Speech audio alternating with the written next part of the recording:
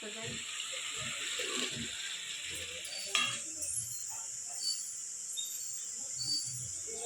Friend, સ્વાગત છે તમારું મારી ચેનલ બિંદીસ લાઈફ એન્ડ કિચનમાં અને મારા રસોડાની અંદર પણ. તો ગાઈઝ, આજે આપણે ઘણા દિવસ પછી બેસન ગટ્ટાનું શાક બનાવવાનું છે. તો બનાવવાનું બતાવીશ, દેખો રેસીપી. એના માટે આપણે સામગ્રી જોઈ લઈએ. તો દેખો બેસને બધા મસાલા કાઢી લીધા. જે આપણે રોજિંદા મસાલા એ ડુંગળી અને મરચાં ચોપ કરી દીધા, લસણ અને લોટ બાંધવા માટે તેલ ને પાણી બધું તૈયાર કરી દીધું છે. હવે આપણે બનાવવાનું ચાલુ કરીશું. તો વિડીયોમાં એન્ડ સુધી બન્યા રહેજો. અને જો તમને મારા વિડીયો જોવા ગમતા હોય તો લાઈક અને આવા અવનવા વિડીયો જોવા માટે મારી ચેનલને સબસ્ક્રાઈબ કરી દેજો. તો ચાલો બનાવવાનું શરૂ કરીએ. તો પહેલાં બેસન લઈ લીધું છે. મરચું, મીઠું, ધાણા જીરું અને આખું જીરું નાખી દેવાનું છે.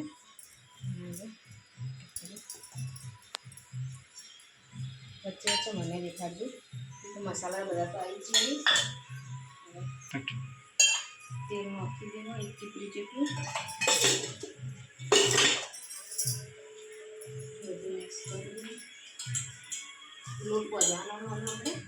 ગટ્ટાનું શાક તો તમને ખબર જ હશે કઈ રીતે બનાવતા હોય. રાજસ્થાનને ફેમસ છે, તમને ખબર જ હશે કેવી રીતે બને છે. પણ હું કઈ રીતે બનાવું એ હું તમને આ બતાવ્યો. બધાને બનાવવાની રીત અલગ અલગ હોય. બધા મસાલા મિક્સ થઈ જાય. હવે પાણીથી લોટ વધી દેવાનો છે. વધારી શકું લીધો દેખો.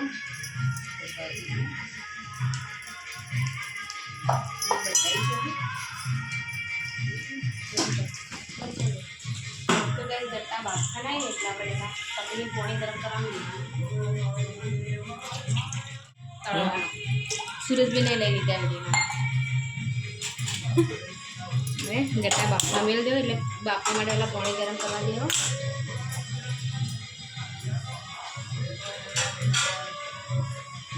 જનરલી તપેલીમાં મેળવું ભાવ. ગટ્ટા બાફવા માટે આપણે પાણી ગરમ કરવા મૂકી દેવા. ગટ્ટા બાફવા પડશે.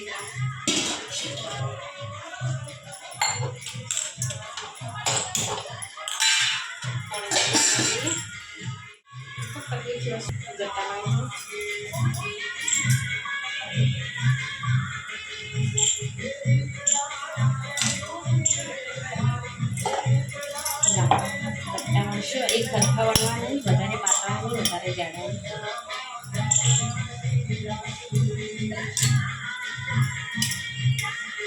તને ક્યાં દે મમ્મી ક્યાં? તો હવે આપણે આ બધા ગટ્ટાને વણી લેવાના. બધાને એક સરખા વણવાના, વધારે જાડાય નહીં કે વધારે પાતળાય નહીં. આપણે બધા ગટ્ટા એક સરખા આવા લાંબા લાંબા વણી લઈએ.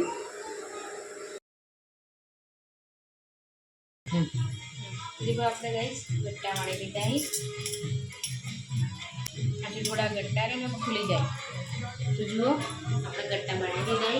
હવે પાણી ગરમ થઈ જાય એટલે પાણી અંદર પાણી ગરમ થઈ જાય. પાણી ગરમ થઈ ગયું જુઓ. તો ગટ્ટાને અંદર નાખી દેવું.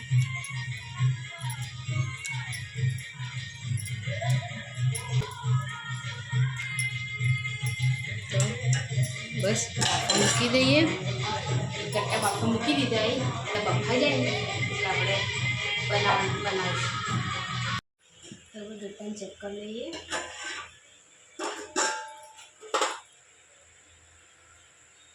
ગટ્ટા તમે જુઓ આ રીતના ફૂલી ગઈ. આપણે તો એકવાર કાઢી ચેક કરી લેશું.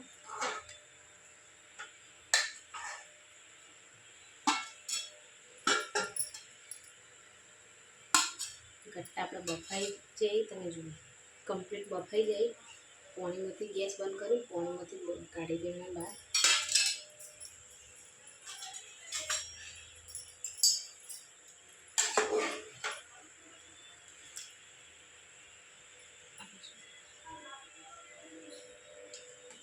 પાણીમાંથી બહાર કાઢી દો.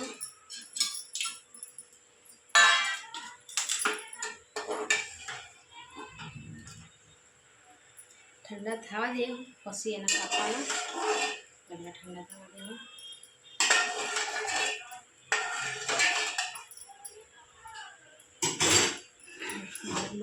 આપણે ગટ્ટાના પાણી બહાર કાઢી દીધા ભાઈ ઠંડા થવા દો, ઠંડા થઈ જાય એના પછી કાપશો.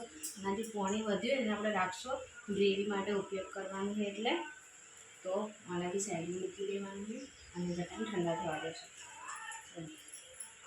બસ બસ ગટ્ટા પર ઠંડા થઈ ગયા તો ગટ્ટાને કટ કરી દે. મગના કટ કરશું, વધારે મોટા નહીં રાખવાના, વધારે નાના નહીં કરવાના. ગટ્ટા કાપી લઈશું. ઠંડા થઈ ગયે ચીડી નહીં લો થોડી.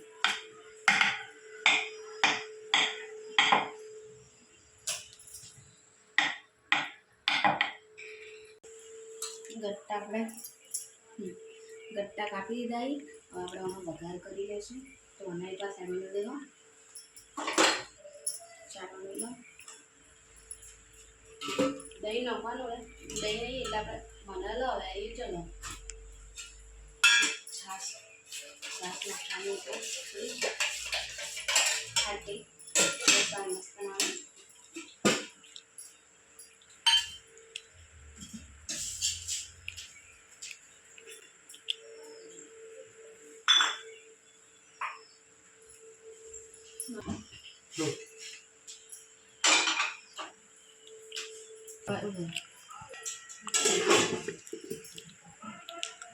તેલ લઈને પહેલાં કઢાઈના અંદર તેલના ગરમ થવા દેવાનું. તેલનું ગરમ કરી દેવાનું.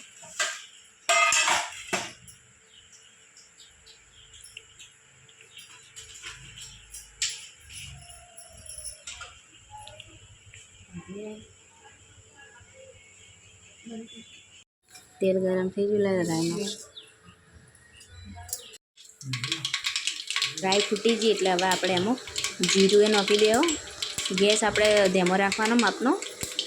હિંગ નાખી દેવું.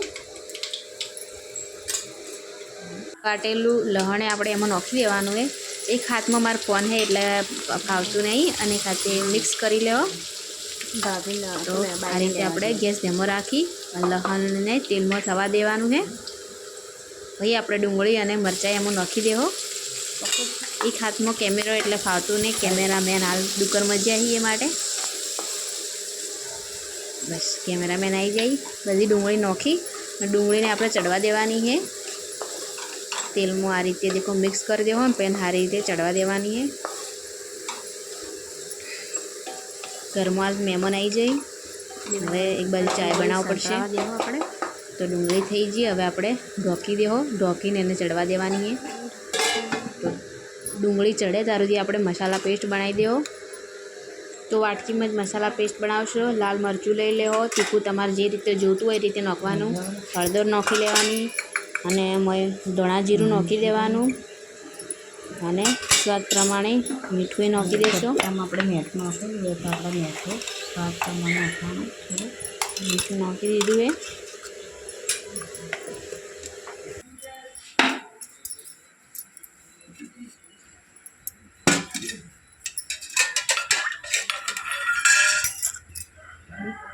છાશ નાખવાની આપણે. છાશની જગ્યાએ દહીં નાખું તો એ ચાલે.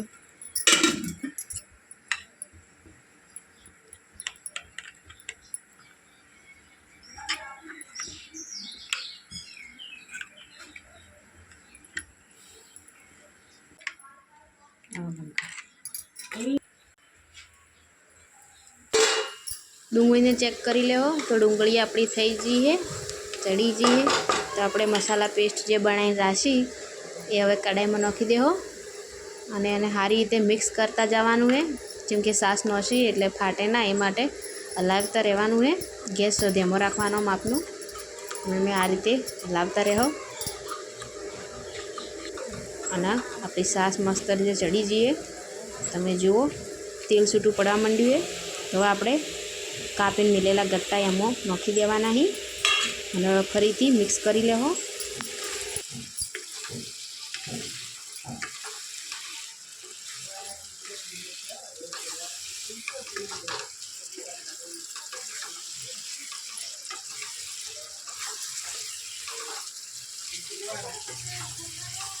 તો બધું મિક્સ થઈ ગયું અને આપણે ગટ્ટા બાફીને દાશાને જે પાણી વધ્યું હતું ને એ પાણી આમાં લગભગ 1.5 કપ જેટલું પાણી નાખી દેહો. તમારે જે રીતની ગ્રેવી રાખવાની હોય ને એ રીતનું પાણી નાખવાનું, જેમ કે ગટ્ટા તો કોઈ પડ્યા ને જાડું થઈ જાય. તો હવે આપણે ફરીથી મિક્સ કરી દેવો અને હવે ઢોકી અને સારી રીતે ચડવા દેવાનું છે. તો ઢોકી ચડવા દેવો આપણે. તો ગાઈસ આપણે શાકને એકવાર ચેક કરી લઈશું. શાક આપણે ચેક કરી લેવી કે ગ્રેવી કેવી છે. ગ્રેવી એકદમ થીક થઈ જોઈએ.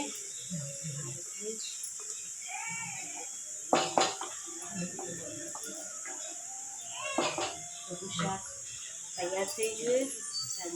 કોથમીર નાખી દેવો થોડી,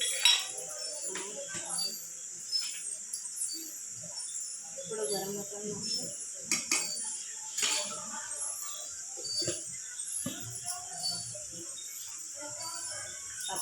ગરમ મસાલો નાખવાનો. નાખવો પડે શાકને, મીડિયમ તો નાખવો પડે. તમારે ખાવ તો ખાજો. શાક ખાવું જ રાખો. તો કંઈક આપણું શાક બની તૈયાર થઈ ગયું. જુઓ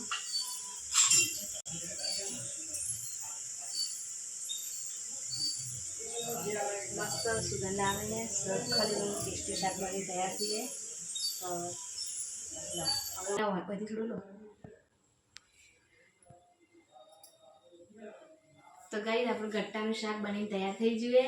અને તમને આજનો મારો વિડીયો કેવો લાગ્યો એ કમેન્ટ કરજો. અને વિડીયો ગમે તો વિડીયોને લાઈક અને ચેનલને સબસ્ક્રાઈબ કરજો. ફરી મળીશું નવા વિડીયો સાથે. ત્યાં સુધી આવજો.